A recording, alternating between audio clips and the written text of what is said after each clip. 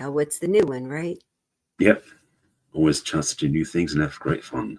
Speaking of which, It's only supposed to be fun, right, Barry?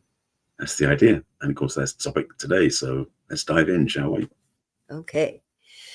Boy, I've talked to so many people say, I don't know how to flirt. I don't know if somebody's flirting with me. And so today, Barry and I are going to talk about the right and wrong way to flirt, because I'm not sure if people even know what the right way and the wrong way to flirt is. So we're going to talk a lot about it and see if we can set you straight, right? Indeed, we will. I'd like to welcome you to the newsstreamingnetwork.com, WGSN-DB, Going Solo Network. This is TV and podcast #1 internet singles talk network. Let's talk dating with Christine and Barry. Hi, Barry. Hi, Christine. Yeah, flirting, boy.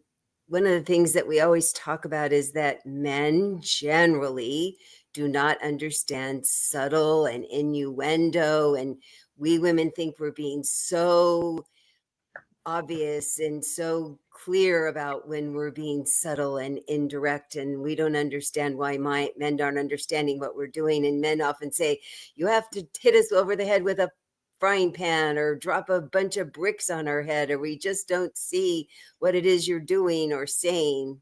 Are you nodding to that, Mr. Y chromosome over there?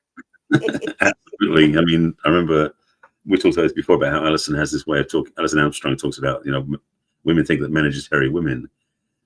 The reality is that women don't usually understand the way men think, because we do think differently. And so the idea of flirting from one side of the equation to the other side of the equation can be extremely different. And the challenge is, and we talked about this before in other contexts, but the same idea that when women are talking to each other, they can express a whole raft of ideas just by one eyebrow raise or one nod. And men are oblivious when women tell them all the stuff. So flirting is another level of that, because it puts it in the context of having to, for us men, be extremely careful, like we're walking on a minefield. Like, what is she thinking? What's she saying? Trying to figure everything out, because what women are saying to us is like a foreign language sometimes. So yes, we definitely need to break this down today.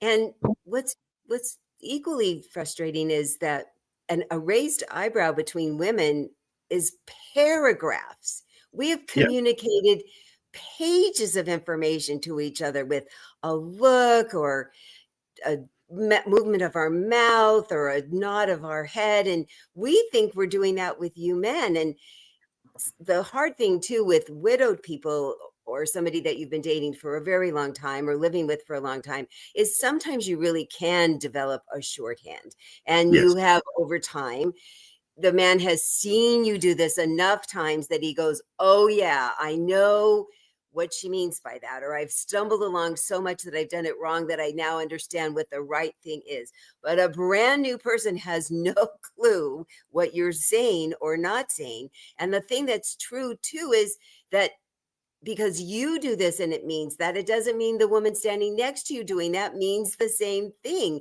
And that's equally frustrating for men, right? I don't know if I have words to explain to cover it. Because it is the thing. And yes, even though I've studied this for many years, I get blindsided too, where I just totally miss the point and miss the communication. The challenge also, just to make it even more complicated, because we as men tend to be more blunt instrument style versus subtle scalpel. It's like between a hammer and a scalpel. Women's communication is much more delicate and subtle. Men's is more blatant and blunt. And so when we flirt, women must feel like it's like a bull in the china shop. It's like, dude, like, chill out a bit, because we don't know. And so unfortunately, what happens sometimes with dates is a man will think he's being subtle, and she's being so distressed by his lack of subtlety that he's walking away and he's losing out his chance. So to navigate this minefield is something definitely worth thinking about and putting some energy into, because frankly, if you want to have a great relationship, you want to start with the right starting point of communication and connection. Oh boy, yes. This is so fun. This is just so fun. Yes. Yeah. So from the woman's point of view and perspective, when you talk about when a man is approaching us, We like it when you let us see you coming. That's really helpful for us, that you don't just pop out of nowhere. It can be kind of startling for us, even though it's generally not startling for you, for us to just pop out of nowhere. We really appreciate it if you give us a chance to kind of see you out of our peripheral vision and have a big smile on your face. You know, Yeah. you look friendly, that you look warm, that you look inviting as you're approaching us. That's really helpful. It will at least start you out at a neutral place and maybe a little positive. It won't start you out as a negative. So that's the first thing I tell men, that if you're going to say something to us, let us see you first and have a smile, and a smile that Yeah. reaches your eyes, right? Oh, well, that one alone, just that piece alone, I'll dig into for a second, because it happens for men and women. When a person smiles with just the mouth, not the eyes, it reads as false no matter who you are, frankly. I mean, most men may not get it consciously, but unconsciously they'll feel it, that they don't trust what they're seeing, because it is about reaching your eyes, because a smile is a full facial expression, to be blunt. It is that clear. So when you don't do that, it doesn't land as trustworthy. So for men especially, if you're not being authentic in communication, she will know that. And I know you're nervous. I know you're nervous. You're going to say the wrong thing. You're going to put your foot in your mouth. Take a deep breath, get kind of centered, so that then your smile really can reach your eyes, even if you are nervous. That's really important, because this kind of a smile looks really kind of tense. And if you're nervous, then it makes us nervous. And then it makes us wonder why you're nervous. And that, do you have something nefarious or not the best in mind that you're coming up to talk to us about? Even if you don't, we'll pick up the vibe. And then say something. You can say something about us, generally not about our physicality. It's really important that you compliment us about, you could compliment us about something that we're wearing, or something that we've said, or a reason that you saw us. Gosh, you're at this really interesting conference. What brought you here? Or I heard you make this interesting comment. Or wow, I heard you ask this question. I wanted to hear more about it. Mm-hmm. To say, I like your smile or your eyes, I know it's really tempting, but generally, there are some women that would be fine with it. There's some women that are looking for that, but do it second or third, because it won't be off-putting for the people who like it, but it can be off-putting to lots of women who, if you go to the physical compliment right away. So just hold back a little bit and say something else about, gosh, that's just a great outfit that you have on, if you really want to say something physical, but make something about what we've said that was smart or interesting, or that we're even at this thing. Start out with that. It really will. Oh, you paid attention. You want to engage with us about our mind. It's really helpful. Start there, guys. Yeah. In fact, I want to back up to one thing you said earlier, which I want to get to the thing about nervousness, because that's the one thing also, because as you said, when we don't communicate clearly with our smile authenticity because we're nervous, and women can't read it well, and then they get nervous about what we're thinking, and that gets really worse. Guys, it's okay to say to her, I'm nervous, because first of all, it's honest. Secondly, when your smile matches that and she gets it, she will trust you more. The fundamental things, it was actually in a whole other conversation that I was in a different training. There's nothing to do with this, but basically they said that in terms of relationship and connection, the three levels is, first of all, safety. The second one is trust. The third one is surrender. So if you don't feel safe first, and for men, with women especially, because men are the stronger, bigger types usually, if we don't make her feel safe, there's no point in trying to flirt, to be blunt. And then, of course, building trust is another part of that. And trust is alignment with facial expression and communication. So when you're nervous, say you're nervous. So she goes, oh, okay, I get it now. And she'll trust that. So you build that connection and intimacy through flirting, step by step, block by block. And we might even try to put you at ease. Oh, gosh, I was nervous too. Or gosh, isn't this a weird place for us to both be? That we could now bond on the, I was nervous too. That's Right. really good advice, Barry. Thank you. Of course. So then generally, because there's all kinds of people in the world, but this is a very often a high percentage of women, don't touch us unless we've touched you first. We would rather us touch you, like breaking the fourth wall when you're at a theater, at a play. We'll figure out a way to touch you If we want to see what your energy's like, we'll touch your hand. Oh, that was such a funny thing. Or wow, that's really interesting fabric. Or we're gonna pick a piece of lint off your shoulder that's not there. We're gonna straighten your top. We're going to figure out a way to touch you to see what the energy feels like for us, because that's really important to us. And if we touched your hand, you can touch our hand back with the same kind of comment. Or if we touched your shoulder, you can go, oh, wow, that's interesting. What's your jacket made out of? Or gosh, I'd straighten that. So whatever we do, you're allowed to do back generally, but don't generally do it first.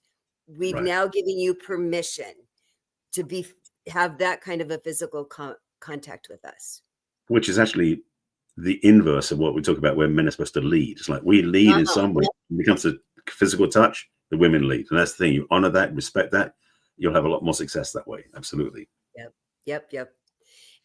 And some women will touch you right away. Some women won't touch you at all. Really let them take the lead with this. And it is really interesting because women are all about the man pursuing. The women are all about the man taking the lead. And women don't understand that they really are setting the tone when they do this. I tell women this, I'm like, oh yeah, I do that, because they're not doing it consciously, but they're setting the tone for how we now have allowed ourselves. I feel safe to talk to you. I feel safe to touch you. I feel safe to stand closer to you. I feel safe to open my body more to you. And if we start touching, like we start playing with our hair, we're starting to feel more comfortable. That's often a sign that we're feeling comfortable. If we start doing like this kind of thing with ourselves, we're feeling more comfortable. If we start doing this, you've done something that's made us feel uncomfortable. Take note of that. Think about, what did you say? Did you move in close? Do you need to move back a little? Did you say something that made us feel uncomfortable? Think about it. Did you change your position somehow? Think about it. Did you move your foot forward? Men just change your stance because you want to shift your weight, but think about maybe what you've done. And I know it's a lot to think about at once, but if you think about what you've done as you're experimenting, you'll find, oh, I see what I did that made her shift. Because what you'll find is we will start moving closer if we're comfortable and if we're interested. If we don't start moving closer, we might not, we're just indicating we're not interested in being closer. Okay, now you know. And getting back to that thing about safety and trust too, because it plays into this, is that we, as the men, again, generally are the bigger and more threatening person in the dyad. So the more we can create trust by being safe with you and to be no jump scares, basically, not doing anything that's going to be radically different and suddenly shift the energy, like you were saying. That's part of it, because innately what happens is she will start to feel like she can't trust him if he's not being present and static enough for her to feel like she can trust his movements and then lean into that, because she won't generally jump in. Now, I'm of course not talking about a club dancing, but I'm talking about just in sitting with each other. If he's going to, if you're the man, you want to shift position, whatever, do it like slowly, do it overtly, so she knows what you're doing, versus suddenly you moved and she's like, what happened? Because again, trust is fundamental. It sounds so silly and so simple, yet it's fundamental in dating and especially in flirting. That flirting only works when there's safety and trust involved, because then it can play out on the excitement level without being a threat level.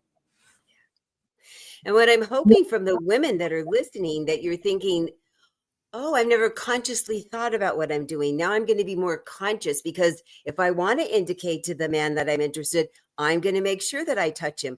I'm going to make sure that I lean in when he's talking. I'm going to make sure that I open my body a little more, that I make sure that I have my arms down, that I lean forward, or that I turn a little more into him, that I lean into when he's talking, or that you stay back until you're more comfortable talking, that you are more conscious about what you're doing with your body, and that you're more conscious about paying attention to what he's doing with his. Because often we're just doing this unconscious stuff and not really thinking about it. And I think flirting can be way more fun if you're doing it more consciously. Absolutely. Absolutely. In fact, I mean, and by the way, we're talking about the right way and wrong way to flirt. We're not saying this is the only time you do it is when you first meet somebody, because you can be flirting through the whole journey of your relationship. So yes, understandably, some things we're talking about here do belong at the beginning: building trust, building safety, building rapport, and everything else. But you've been going together for 6 months or a year or 6 years in relationship. There are ways to flirt then as well, not just at the beginning. So just be aware that flirting is not a one-time thing. It's a ongoing skill set that you play with and explore and develop. And yes, some things you can do more pushing the envelope, so to speak, once you've already got an established relationship, because you've already built the trust and the safety and that comfort with each other, where when flirting happens, you have more latitude to play, so to speak. Oh, yeah, we're still going to be talking about that after the break. Oh, we are indeed. And certainly talking a little bit more about the beginning part. So for a woman, if man stands next to you or you see a man across the room, walk up and start talking to him and do some of these things, because you can just appear in front of a man and he will think it's fine. He will not be startled. Wow, beautiful woman wants to talk to me. He will be leaning in right away. Absolutely. You touching to him. He'll be so, look at that. Barry's putting his hand right up. Men Absolutely. so thrilled when women make the first move to start talking to them. Men are so thrilled that you have a compliment that you want to give them, that you're interested in asking them their thoughts, that you want to hear their advice, or you want to hear their thoughts about something, that you want to have them help you with something. It doesn't happen enough in the world. And so being more forward in this way, women, but that you're still being very receptive, that this is such a receptive thing for women to do. And they don't understand that this is not a pursuing thing that you're doing. You're approaching a man to have him do something for you, that he's going to provide for you information, a service, time to give you be company for the moment. You know, you're just sitting at a place waiting to do something and you're going to have some company for a couple minutes. Just think of it that way, that you're going to flirt a little and you're going to practice having your flirt on. You know, look over your shoulder a little at him. Look at sideways on your eyes. That's a really flirty thing for a woman to do. Men like that.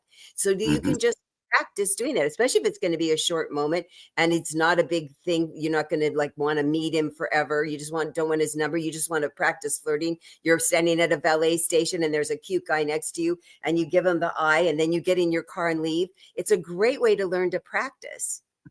And leave him hanging. Yeah, where he's going, what happened then? You learn to practice, because there's lots of women that, I don't know how to do it. Well, then just practice out in the world. And the thing I want to say, just as a caveat, because I know some people watching this are going to go, yeah, but the dating scene is so challenging because you don't know if you trust them and everything else. As I mentioned earlier, the safety and trust are key. So flirt where you know it's safe to do. Don't just go and flirt any old man, any man you meet. No, do it with intention and consciousness. You need to, as a woman, I'm saying to women here, you need to be present and aware to your own surroundings, your own safety, as you know this stuff inside out, how to protect yourself. So even in flirting, do it with a sense of you flirt to a certain point without overstepping your line, so you don't give away the farm, so to speak. You know, always in public. Yes. Yeah. So we're going to now go to a break and for our beautiful sponsors, and then we'll come back and talk some more about this. And if any of this is intriguing, because boy, Barry and I hear this all the time, that nobody knows how to flirt. I don't know how to flirt. I don't know when to flirt. And I keep screwing up flirting. We're going to talk about it a lot more. And if you would like to get in touch with us to talk about flirting and learning how to flirt better, the way to get a hold of me is to go to my website, which is www.theperfectcatch.com. Scroll to the middle of my website and you'll see a questionnaire, what's holding you back from love. Click on that. It'll give you access to my online calendar. You can schedule a complimentary conversation with me and we'll talk about how to flirt. I am a really good flirter, so I'm happy to do that. You can also send me an email at Christine@theperfectcatch.com. And Barry, how would people get a hold of you to learn how to flirt? Yes. Well, and by the way, Christine and I will both give you full details how to reach us at the end of the show, but these are just a couple of quick little hits here. So my website is my name, barryselby.com. And for me, it's at the top of the page on the homepage. It gives you a link to my calendar. So you click on that button, which says let's chat, and you'll get on my calendar. You also get a form to fill out, same as Christine. Mine's different, of course. That'll give you a chance to fill out what's working for you, what's not. And then we have a 20-minute Zoom call to see where you are and where you're looking to go. And we find if we want to work together. And if you want to send me an email, you can send me one at barry@barryselby.com. And we have two wonderful sponsors, the National Widowers Organization, that have people who have lost loved ones, and then also our wonderful station that sends out our Let's Talk Dating show. So we'll be right back after a couple of moments of listening to our sponsors. Bye for now. See you in a moment. The National Widowers Organization is a men's grief network. Our website serves as a virtual toolbox of free resources for men coping with the death of a loved one, whether a spouse, parent, a child, or lifelong friend. Our goal is to bring men together and arm them with as much information as possible to get through a devastating time in their lives. The NWO has a team of bereavement specialists and fellow widowers to help support you. You are not alone. For more info, go to nationalwidowers.org.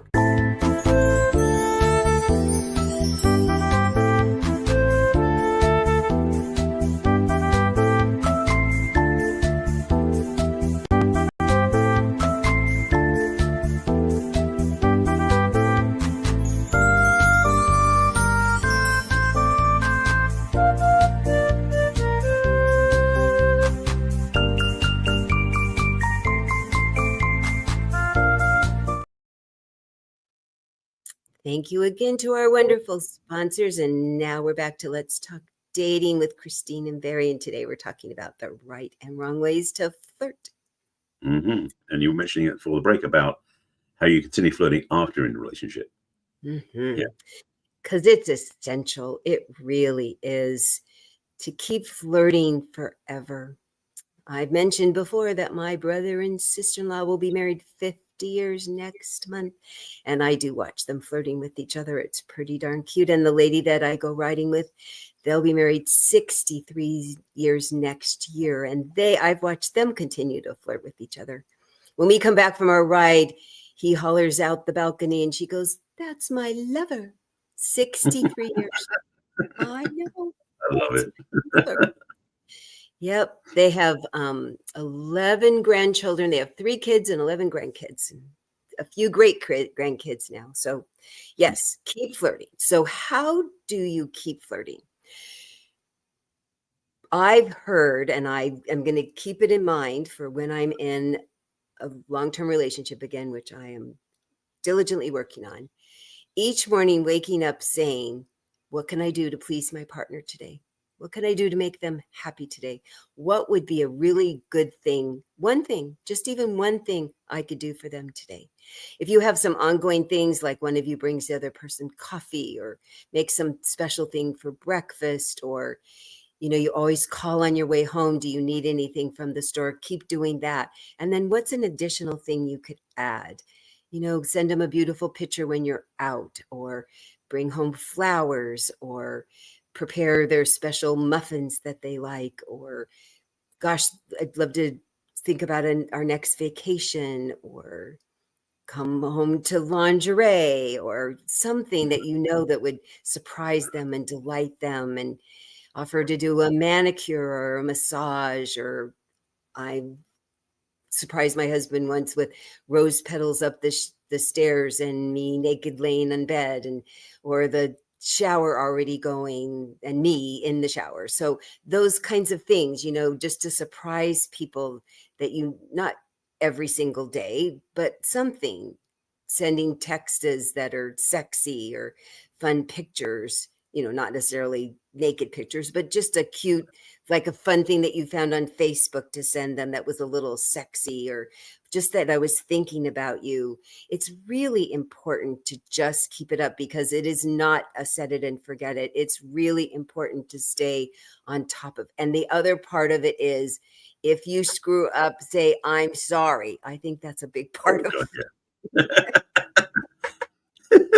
Absolutely. I would say also that in a lot of ways, part of the wedding vows, in a way, like when you commit to a relationship, is that you continue to flirt with an ongoing intention to up level and improve your flirting all the way through, because it is easy to get into a rut in all sorts of areas, not just this area, but in all sorts of areas. So there is a thing where we tend to think, well, it worked this time, it should work next time. Maybe it's more for men than women get that one. It's like we like a routine that works. But the truth in relationship is it's always joyful to keep it fresh and alive. That's in all, again, different areas too, but in flirting especially, keeping the idea of attraction going from an intentional, conscious place will reap dividends for your relationship and the quality of experience you have. So definitely keep that conscious going forward, because frankly, your relationship depends upon it. So yes, make it work. And I found when Tony and I talked about it, that thinking about what am I going to do for them kept me spiced up, much less doing something fun for them to keep them spiced up. It was really fun for both people. And he would, I don't know where these websites were that he found these interesting things that he would send me. I mean, these little like nesting boxes that I opened all these boxes and there would be these fun little trinkets at the end, or it was just I don't know, it was fascinating, the things that he would go searching and find. And I mean, I'm a pretty good gift giver, and I had to go the extra mile to keep up with him. It was really fun. And then I found like these pads of notes, and you tear up a note and I'd leave them under his pillow or put him in his lunch or something. And I mean, it keeps you on your toes if you really want to think about how to please somebody. So as you're learning to flirt brand new out in the world, and then as you starting to date somebody, to think about how to flirt, and then thinking about ways to keep it ongoing. The other thing that I have a couple of clients right now that are in very long distance relationships. I mean, they have to fly quite a distance, and so they don't see each other sometimes for weeks in between, and how they've come up with different ways to keep the flirting part available for them, because they can't actually be in each other's presence. So notes and what they do on Zoom calls, and WhatsApp is a really good resource because nobody can see anything you do on WhatsApp. It turns out it's totally encrypted. It was a good thing to find out. So how do you keep the connection? And it's not just the sexy part, even though I highly recommend that too. It's the emotional connection that flirting brings, that you feel important and cared about and thought about, and that it keeps your blood zooming, which is especially for, I'm going to say especially for women. We know this, but we forget that it's equally important for men, that they don't make a big thing about it and they don't ask for it. But because I have so many male clients, when I ask them, they say, I really like it. And it's so wonderful when somebody goes out of their way to do this for me. And I think that they take it in even more because it's so unexpected. Yeah. Do you feel that way? Yes. And something you brought up really sort of got me thinking, is that, because thinking about the right and the wrong way to flirt, one of the missed opportunities, or one of the mistakes men make particularly, is we think flirting is to get someone in bed. Whereas flirting is about connection. It is about vulnerability, intimacy, joy, of all these different things you mentioned. And the thing is that if we can choose to make flirting directed to creating safety, to create openness, to create vulnerability, create connection, then it's working. But the problem is, what women feel as flirting is about that sort of thing, whereas men tend to think flirting means getting them in bed, and that's a trap. So flirting that way is the wrong way for men, because what we're going to do is drive her away. Flirting ideally is about, yes, you want to get close and have fun and connect and enjoy the intimacy things. But as we said in other episodes, intimacy and sex are not the same thing. Same here as well. And often people really do use that as interchangeable. So when people say, gosh, we don't have intimacy in our relationship, and I said, do you mean talking or do you mean physical? And they usually are meaning physical, but I talk about how if you don't have the talking and the closeness, you're not going to have the physical, because we women want that. The other thing that happens a lot is men frequently truly believe that a big gesture has a lot of dividends. And I say, often we women, we like big gestures, but what works even more is ongoing gestures. We're more like a buffet. We like a little now and a little more later and a little more later, where you guys are much more satisfied with the all you can eat buffet. You want a whole bunch now and you're satisfied, which is great. And we women, it's nice that we know that, even though you really do like a thank you a lot more than you would even say out loud. So if we all could just get into the, what could I do today? Could I do something today for each person? I don't think anybody would say stop. I've not tried that hypothesis. I think I could be clear about saying nobody would say stop. So do ongoing nice things. Do big gestures, sure, but don't stop doing the nice little things. Right. That's such and a we key. are the warm-up people generally. We like, if you want to get us in bed, then you need to warm us up. Talking, being sweet to us, foreplay. I mean, really, all of that is the part that gets us where we're like, yeah, now I'd be happy to get naked with you. Right. And flirting is indeed part of that process. The challenge, though, is we think flirting is the reason to do it, not the benefit. It's like how you use flirting is such a key. And the thing I'll say about this again is that because men are generally hardwired and driven to bed the woman they're attracted to. So flirting is just the excuse to get there. So we are breaking down that wall. That's the intention. Is like, there's the idea that flirting is something that absolutely can create intimacy and vulnerability, and ultimately, yes, you can end up in bed together, but it's not a one-to-one ratio, let's put it that way. Flirting can be fun to do, as we mentioned at the beginning of the show, just to lift somebody's spirits, to be connected, to meet somebody. And yes, it may end up with that if that's what your focus is, but there should be more steps between the one and the other.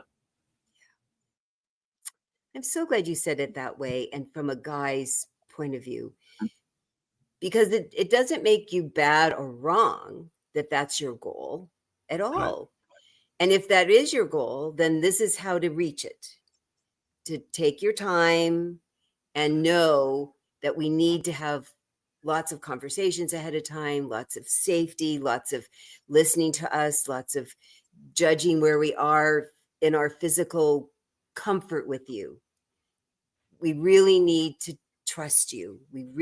Because our emotions are so tied to us allowing you physically into our bodies.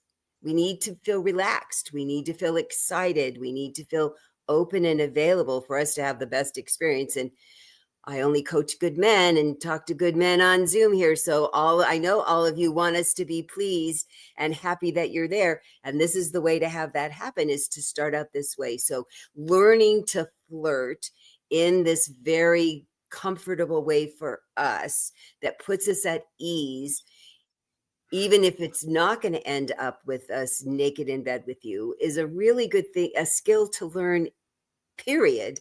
Because then when you really have a woman that's like, oh yeah, I'm so all about this with you, then the prize is even more valuable. Yeah, it is it's almost like flirting is a way to build rapport and connection that is relationship on a human level, not talking about sex or anything. And just to make it even more interesting, it's even true in platonic relationships too. So to allow flirting to be part of your toolkit, your skill set, your communication method when you meet somebody. And for men, again, this is breaking the habit where we think flirting means going to bed with them. But if we use flirting with our friends, female friends, if that's a preference, just to practice that skill set, like you were saying, when we do meet the one we want to be in bed with, we're not so nervous. We have it more comfortable because we've practiced with other people that we feel safe with, and they feel safe with us. So flirting can be practiced in a very intentional and conscious way, especially when you're with somebody who you've already got the rapport and friendship with as well. And there's also make it clear that's what you're doing is flirting, not looking to get them in bed if that's not what you're doing, And it really encourages women for us to continue being our most authentic selves, because men like us when we're being authentic self. We're more relaxed and comfortable. That the more at ease women are, the more at ease we are being who we really are. That we say, oh, you like that I'm silly, or you like that I like having intellectual conversations. You like that I hold myself this way. You like that I act this way. I'm going to be even more of that, and you're going to like it even more. That is really brings us closer. And only if you do like that, you don't want to fake that. But if you really are getting off on us being us, then encourage it even more, because that will absolutely bring us closer. And that is a great flirty mechanism for you. If you really like who we are, keep encouraging us to be more of that. Tell us how Absolutely. much that we're doing whatever it is we're doing that you like. And women too, whenever they're doing the thing you like, tell them how much you like that they're doing it.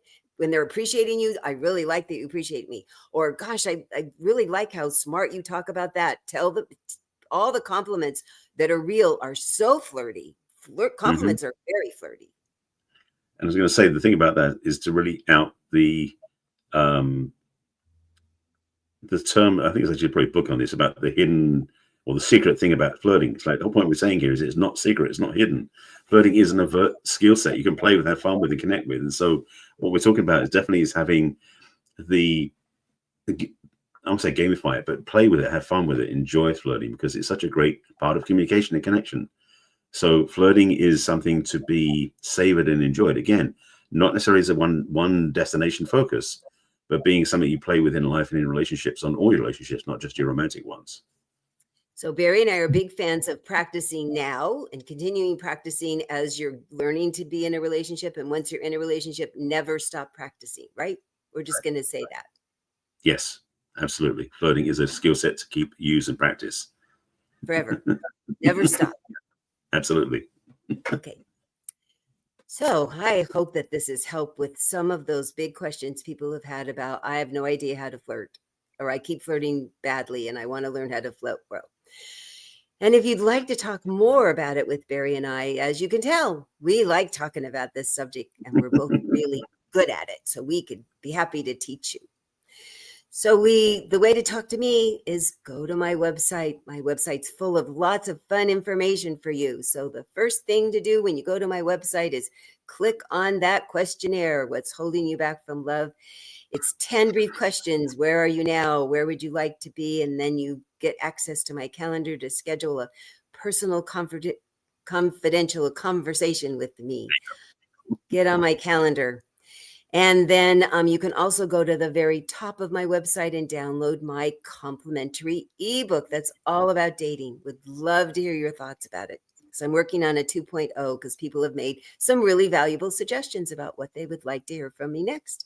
You can also join my mailing list and you'll get a repeat in your email box about every week about the brand new podcast that Barry and I do every week. You can also go to the very bottom of my website and all my social media icons are there of Facebook and LinkedIn and Instagram and Twitter and Pinterest and YouTube. And if you click on that YouTube, you'll get all the repeats of the podcasts that Barry and I've done, over 260 valuable information. And you can also send me an email at Christine@theperfectcatch.com. And Barry, tell people how to reach you. Well, after all that, it's like I've got to catch up. I know you got it. Yes. So similar to Christine, I have a website and a few other things too. So starting from my site, which is barryselby.com, as I mentioned already. The top of the screen, as I mentioned, also you click on the Let's Chat button and get on my calendar, fill out the application form, which is a questionnaire, and then we go from there. At the bottom of the screen is a way to just jump into my email list. Right, bottom of the web page. You can just jump into my email list if you want to become a follower of my work, where I do send out a replay of the show every week, and plus other things I'm working on, other invitations, and other things I'm doing. In the middle of the screen is my first of the two assessment quizzes I created. The one in the middle of the home screen, you tap on the button, it takes you to my relationship readiness assessment, which is basically a verification that you're really ready to do this. You're ready to commit to a relationship.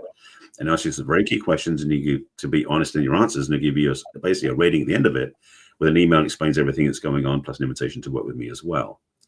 The second assessment is actually not on my site as a button you can click, but if you go to directly to it, which is barryselby.com/self-quiz, this is actually a self-assessment. And basically what it is how are you in relation to yourself? Where are you thriving? Where are you challenged by? What's working? What's not working? So you basically go to that page, and it will take you through a whole bunch of information.